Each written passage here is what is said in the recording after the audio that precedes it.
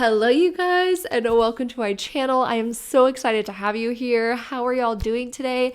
Yes, is this my kneecap? Yes, it is. This is my most comfortable way to sit. And I feel like when I'm doing MLM horror stories, it's like I want to be with you. I want to be with you having like a girl's chat and being like, hey, how's it going? How are you? Here's a story I gotta tell you today. This is what my friend told me, and now I have to tell you. Those are the vibes I like to bring on MLM Horror Stories Day. So get comfortable, get relaxed, and let's do an MLM horror story. So today is actually, I think, based on my emails, because I do not read my MLM horror stories before reading them with you. I want you guys to get my initial reaction, but I believe we're going to have more scam stories than we are horror stories, like MLM horror stories, which makes me really excited because as you guys know, for the past 2 years, I have been doing an MLM horror story series here on my channel, which is why this is number 98. Been doing this for a very long time.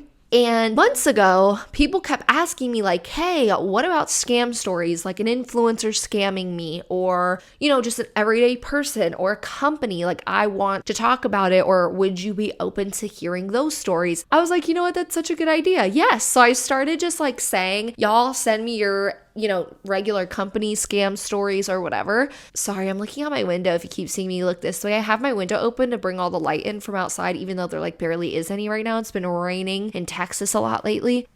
But there was someone walking their cute dog, so I was getting distracted. What was I saying? Oh, okay. So if you would like to send me a scam story, maybe you've been scammed by an influencer or by a company that is not an MLM, feel free to also send those over. If you want to send me your MLM horror story so that I can continue this series on for y'all, make sure to send it to me in my email. I have a specific email for that. I believe it's deannamims.horrorstories@gmail.com. I will have the email link down below so you can just copy and paste it into emails. And that is how you can send me your MLM horror story or your scam story. So let's get started. Okay. The first one says, I almost worked for a scam company. Hi, Deanna. Even though this story took place over 10 years ago, I still think about it sometimes. I can't believe how close I came to working for a shady business. I am not sure if it was an MLM as they never mentioned recruitment. However, they were definitely a scam. Please keep me anonymous. This is a trigger warning. This story involves internalized ableism and severe depression. So trigger warning, if those topics do trigger you, you can skip over this story. I will have the timestamps below. You could skip over to the next one. For context, I am autistic. This is something I did not fully accept until I was in my early 20s. I was 20 when all of this happened. At the time, I was battling severe depression. I'm so sorry. I had started wondering if I would ever be happy. This was soon after I realized I chose the wrong program for college. I did not realize this is actually a common problem, which it is very much a common problem. As a result, I was about to receive an academic suspension. I felt like a failure and guilty for wasting my parents' money. They had covered the cost of my education. I also still lived at home. Living on campus is not as common here in Canada. One day, as I was going home, I saw an ad for a job opportunity at a bus stop. It promised that the hard work, while hard, was very rewarding. Another selling point was that no experience was needed. This was a huge bonus for me. Apart from pet sitting for a neighbor, I had never had a paid job at the time. Like many autistic people, I faced many barriers to finding employment. I got extremely nervous at interviews and my sensory issues made it hard to focus. The listing mentioned that there would be a meeting for those interested. That weekend, I headed to the address listed. I was surprised to find it a warehouse. Inside, it was set up like a presentation was about to happen. Most of the candidates were men, which I found odd. Still, I really wanted the job, so I ignored my suspicions. After a few minutes, a man came up on the stage. He was very charismatic. I learned the company did lawn care. The work day would be from 7 a.m. to 8 p.m. That is a very long work day. That's 13 hours, right? 8, 9, 10, 11, 12, 1, 2, 3, 4, 5, 6, 7, 8. That is literally 13 hours. That's wild. We would meet at the warehouse and somebody would drive us to a residential area. Our job would be to go door to door with a large machine. We would tell people about the benefits of lawn oration, is that the word? And asked if they were interested. If they said yes, we would perform the service. At the end of the day, we would return to the warehouse and get a commission based on the sales we made. He showed a video of one employee getting paid for hundreds of dollars at the end of the day. He recommended that we bring a backpack with food and water. My suspicions were growing. Even though I'm a strong woman, I was not sure about dragging an aerator from one house to another. Also, the idea of pitching to strangers gave me anxiety. That would give me anxiety. What if they said no? I also did not feel comfortable about inevitably having to ask to use their restroom. Still, I told myself that I should not be afraid to challenge myself. What else would I do for a year off of school? I filled out a long form only to be told that they do not need anybody for the next several weekends. I still had a month left of school. They would contact me when they needed me. I went home and my parents asked how it went. I told them that it looked like I would be employed next month. They were concerned by the long hours. My dad started doing some research. He then informed me that the company appeared to be a scam. Many people did not make much. Days were long and exhausting. It was not uncommon for people to get harassed by homeowners. I was devastated but reluctantly conceded that it was not worth it. The company did eventually call me. I did not answer and they left a message asking about my availability. I blocked the number.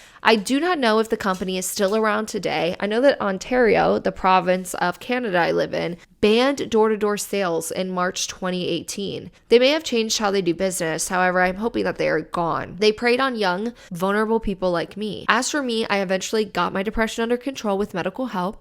A few years later, I got a job at a school that helped me find my true passion working with children. I'm studying to become an early childhood educator and loving every moment of it. I also learned that while being autistic is challenging, it also has a lot of positives. Thank you for reading. I appreciate everything you do to expose MLMs and other scams. Why am I emotional? Swear. It's just that time of month for me. If you get it, you get it. So thank you so much for sending me your story and for sharing that. Thank you. The next one, it says MLM/scam story. Kirby vacuum. Is that an MLM?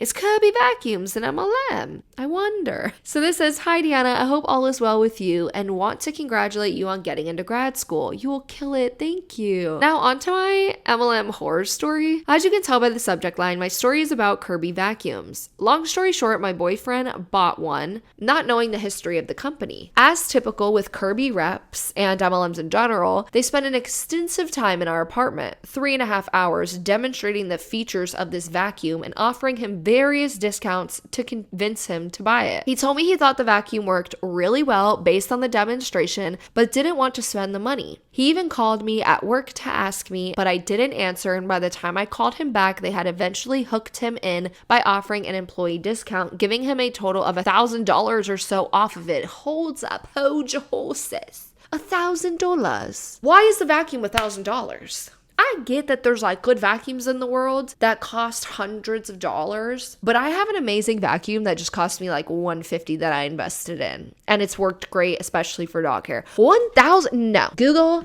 come to my rescue. Kirby vacuums. What in the heck? I need to know what this is. This is a real thing. An MLM called Kirby Vacuums charging $1,000. Yep, online. Okay, I went to Kirby, so I'm assuming this is it. It goes, "One of our most powerful clean ever." I'm so sorry, I had to stop that MLM horror story because I'm shook it to the core. About $1,000. So yeah, you can schedule an in-home demo. So I'm curious if this person scheduled a demo or if this person was doing like door-to-door sales. And it looks like they sell a vacuum for carpet, rugs, and furniture. They sell shampoo for it, and they sell a mop and scrub. And it says that it says if you want the best vacuum cleaner, you'll want the Kirby. Let's go to buy now. Let's go to buy their vacuum. You're freaking lying.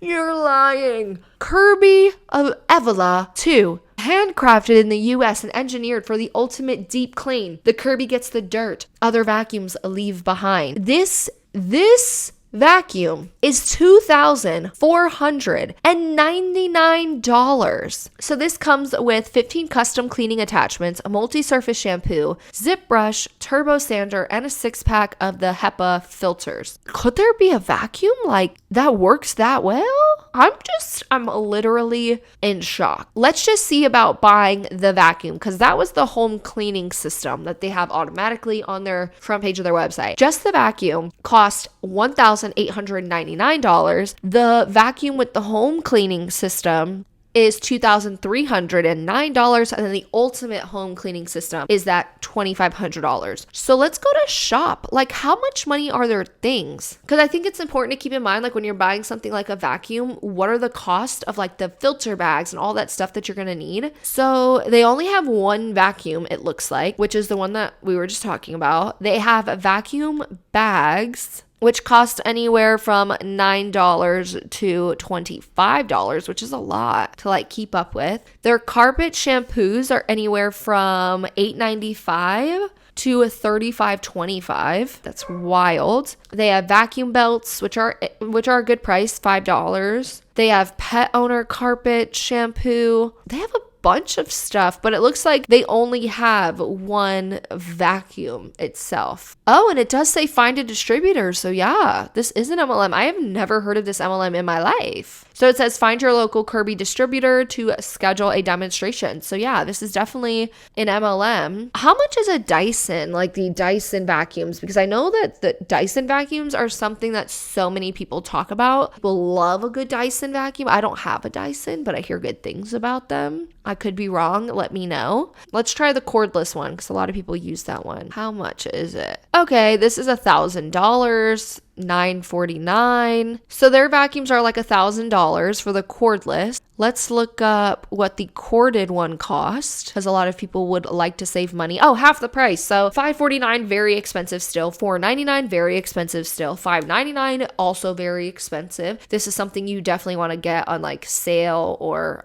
during like holidays for Black Friday. That's just wild though, because the Kirby one for everything, for the set, for the cleaning, for everything was $2,500. So you have a Dyson, a corded Dyson, that you can spend a quarter of the price on this than you will spend on the Kirby vacuum. That's why I'm like, what's so good about the Kirby one? Is it just an MLM? As we know, a lot of MLMs, what they will do is they will hike up the prices because they have to account for paying distributors and paying people in the upline, and they still have to profit the company itself. So yeah, but this is nowhere near the cost of like a Kirby vacuum. So that's crazy. I love doing like these MLM horror stories where we can kind of see some deep dives into it, like, or we can dive deep into the company or the product itself. I love doing that with these. So what do y'all think about the price? Because that shocked me. Okay, let's continue. They offered him a payment plan as a way to reel him in, even though he just ended up paying for it outright. What makes me mad about this is that we live in what looks like a rundown low income area. Now, we are not classified as low income. We just are here in a transition phase of our life before we move to a different city. However, most of the people in our area are, and it makes me mad how these reps manipulate seemingly low income individuals to buy this expensive vacuum. I'm not shaming my boyfriend in any way,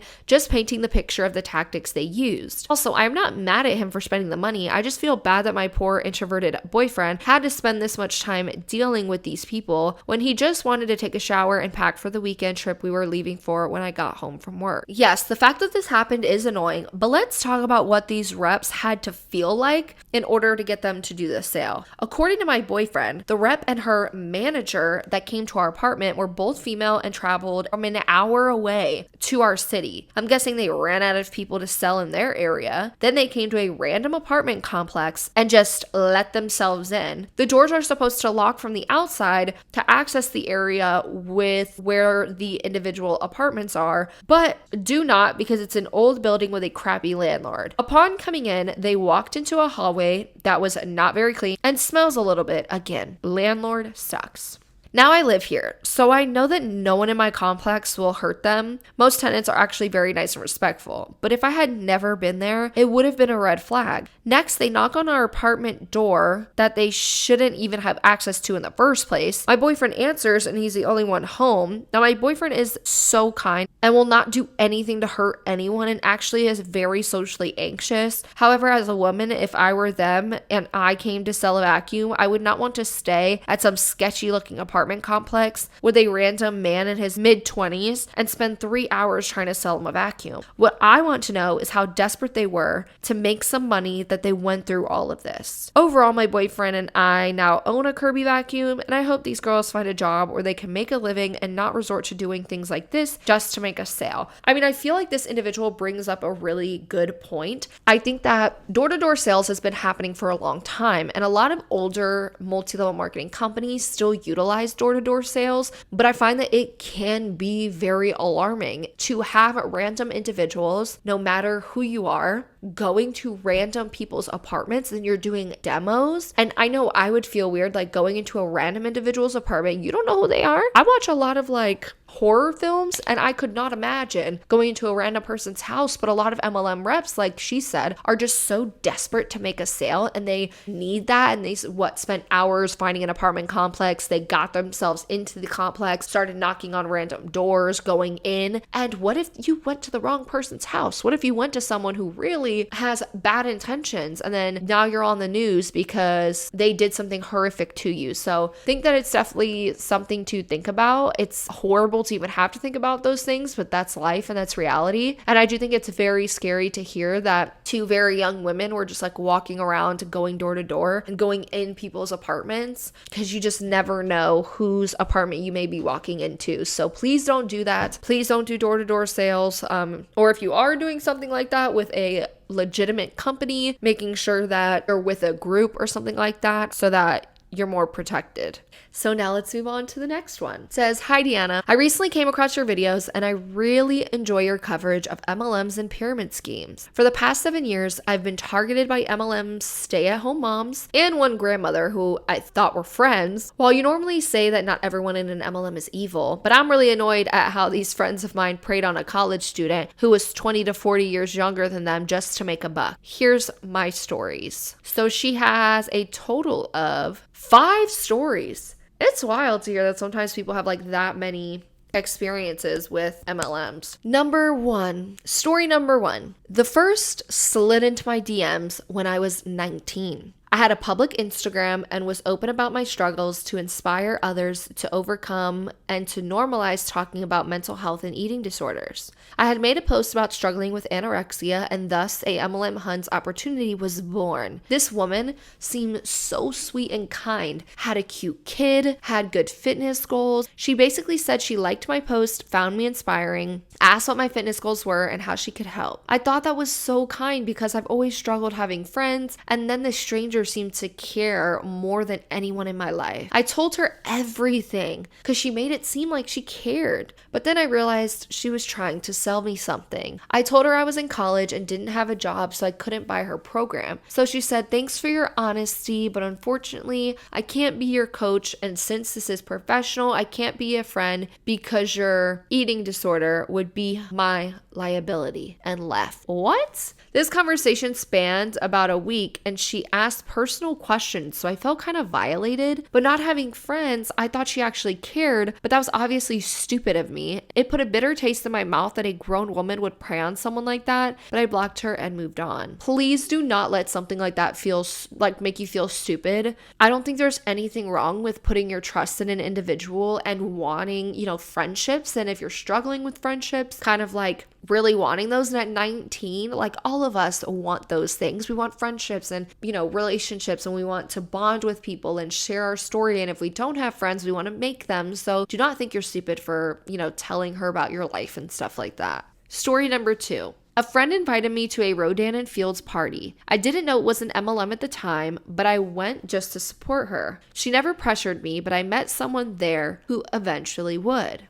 She, the person who tried to pressure me, would always like my social media posts, but that was about it. One day she messaged me this long message about how she thought I had such a platform to sell Rodan and Fields and how great I would be at it. That she thought that I'd be just the one for the job and be able to make extra money while in school. I told her thanks, but I can't afford to buy the starter kit, and I would be selling to college students who also don't have the money. She went away but came back with virtually the same message a year later. She's really sweet and I'm sure she had good intentions, but I didn't appreciate her preying on a college student with no money, only to potentially put into debt later. I could also tell the message was a copy and paste since she didn't know me all that well. There's no way I could have been perfect for the job. You don't know me. How do you know I'm perfect for it? I didn't like that copy and paste disingenuous message either. What she really saw was that I had 1,500 plus Facebook friends, and that's what made me perfect for the job. Story number 3. Someone from church invited me to an Amway opportunity. I didn't know what the company was at first, and she phrased it differently than the prior recruiters, so I said, okay.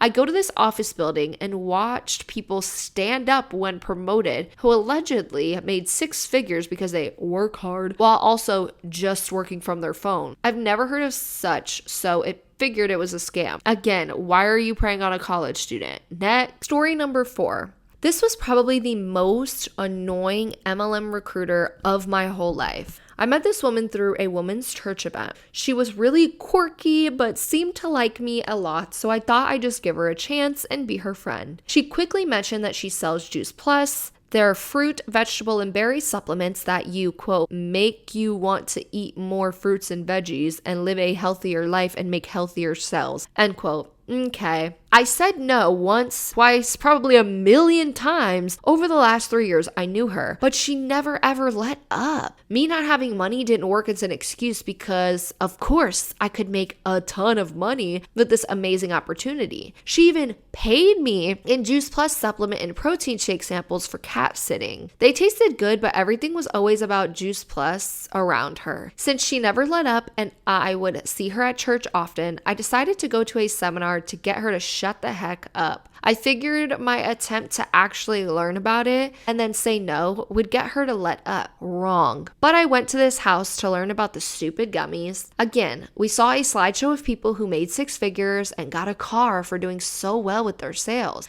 Afterwards, I was sitting on the back porch and her upline comes out. I didn't know it was her upline, and she had an eerie vibe. She asked me some questions, and I told her I volunteered with the kids at my church. This woman literally tried to get me to sell Juice Plus to families with 4+ kids and use my serving opportunity to get kids to live a healthy lifestyle. Do you know how expensive Juice Plus is? I would never ask anyone to buy something so expensive, but especially not a family with more than 1 child. I told her maybe just to be nice, but she kept prodding. Right before my friend came out, the topic of her paying me in Juice Plus for cat sitting came up. This woman literally says in the nastiest tone, quote, yeah, but she shouldn't have to do that. You're not on welfare, end quote. I was livid. Who was she to say that to a 20-year-old college student? What was even more ridiculous was my friend called me as she was driving her upline to the airport, and her upline said, I loved meeting you today. You're so sweet and God shines through you. God bless. You'll do great things.